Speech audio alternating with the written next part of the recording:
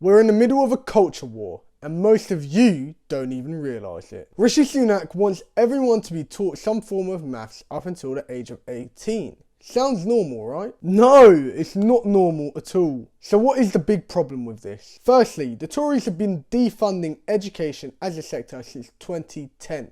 That's the year they took over. The reality is the education sector has had £10 billion taken out of it, with schools experiencing up to 14% decrease per student. So if Rishi Sunak was serious about improving education for the youth, then maybe he should put his money where his mouth is. So now we know that the Tories have destroyed the education sector. Why have they focused on maths? Why not fund the education system appropriately and adjust it for all the years you've been underfunding it? The reason why Rishi Sunak is focused on maths brings us onto the bigger, slightly scarier reason as to why this policy is a damaging one. Conservatives across the world, not just in the UK, have had a long-standing hatred of the humanities. Our own Prime Minister has famously called some of these subjects low earning. Whilst Rishi Sunak describing degrees like this shows how he feels about the education sector, that is nothing more than a profit-making machine, and that's likely what he thinks about other public sectors. His view helps highlight the fact that a cultural war has been brewing underneath our noses. By defunding the very subjects that critique the government's ideology, they seek to create a culture that replicates its own beliefs and removes any questioning of the status quo. This can be seen through the fact that many on the right, including many within the Conservative Party, calling for teachers to not display their political opinions, whatever that means. So whilst they have us arguing about cancel culture, the Tories are actively reinforcing their own narrative within the education system